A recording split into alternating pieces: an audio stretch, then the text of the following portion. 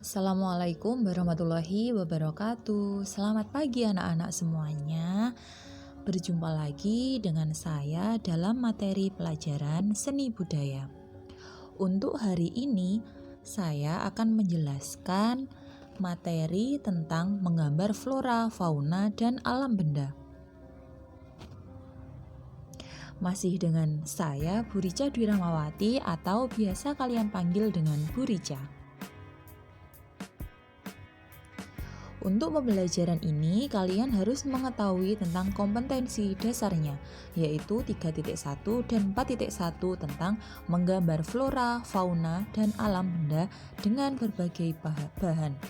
Tujuan pembelajarannya adalah melalui kegiatan mengamati beberapa hasil karya seni rupa, peserta didik dapat mengidentifikasi prinsip menggambar flora, fauna, dan alam benda dengan berbagai bahan dengan baik.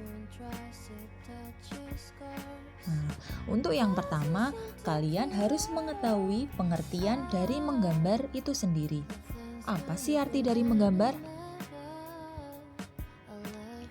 Kegiatan menggambar merupakan dasar dari sebuah karya seni rupa. Menggambar merupakan aktivitas mental dan fisik yang dituangkan dalam bentuk goresan tangan menggunakan imajinasi dan perasaan. Nah, ini adalah dasar dari pengertian menggambar.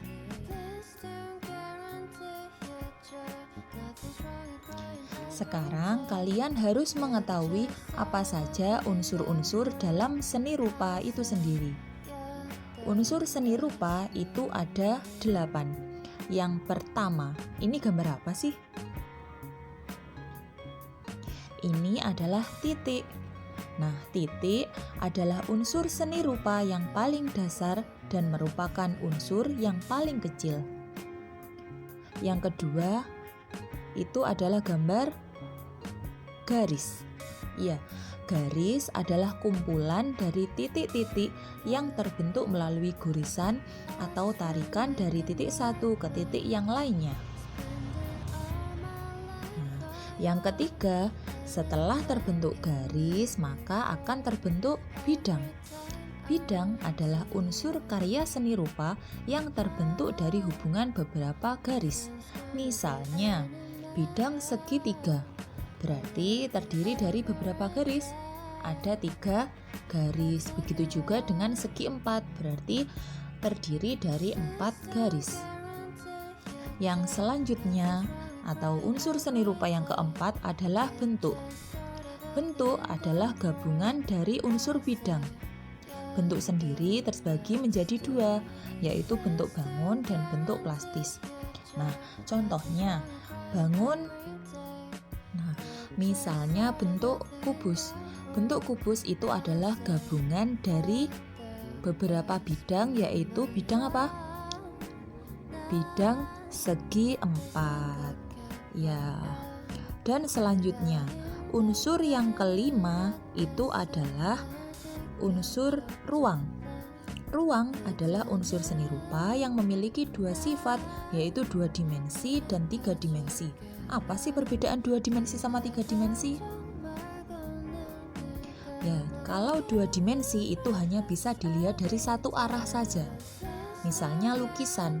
Lukisan itu 2 dimensi karena hanya bisa dilihat dari depan saja, tidak bisa dilihat dari samping atau tidak bisa dilihat dari belakang. Kalau contoh 3 dimensi itu adalah benda yang bisa dilihat dari beberapa arah. Contohnya, kalau benda yang 3 dimensi itu adalah patung.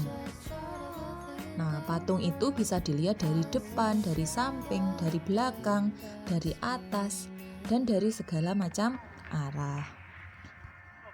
Yang keenam itu adalah unsur warna. Warna menjadi bagian dari unsur seni rupa yang sangat penting karena membuat seni rupa menjadi lebih hidup.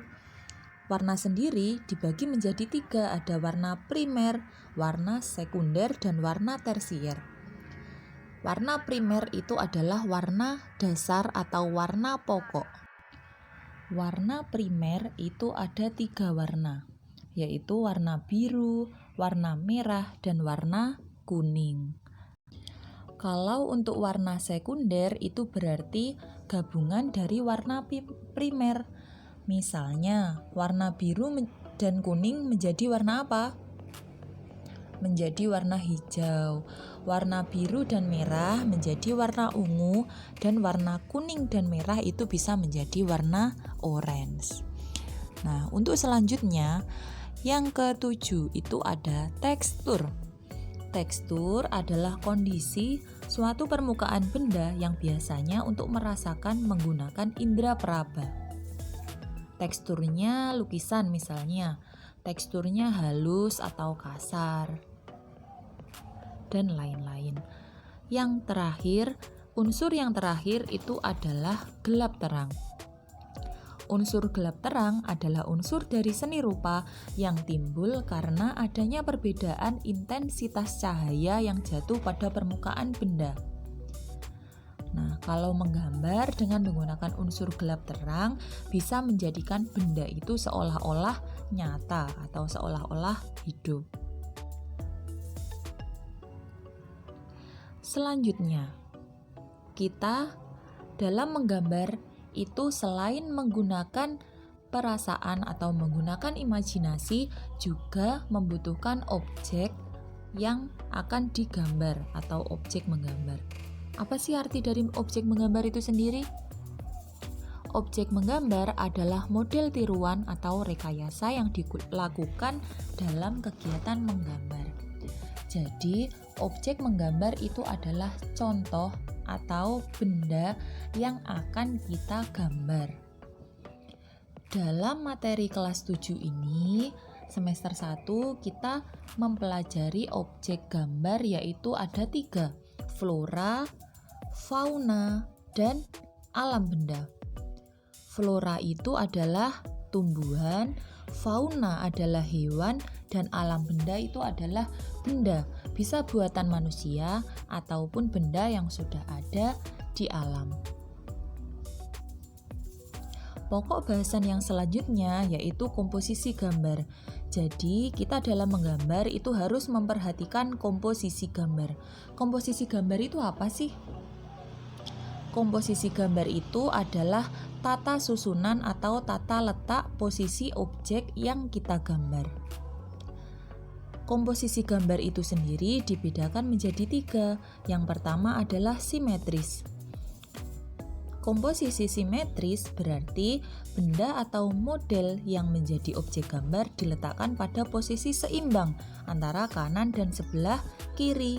Nah, seperti contoh pada gambar di halaman ini. Untuk yang kedua adalah komposisi asimetris. Berarti kebalikan dari komposisi simetris. Kalau komposisi asimetris, posisi gambar atau posisi objek gambar antara kanan dan kiri itu tidak sama, baik dalam posisi maupun ukurannya. Namun, tetap memperhatikan proporsi keseimbangan dan juga kesatuan antar benda atau objek yang digambar.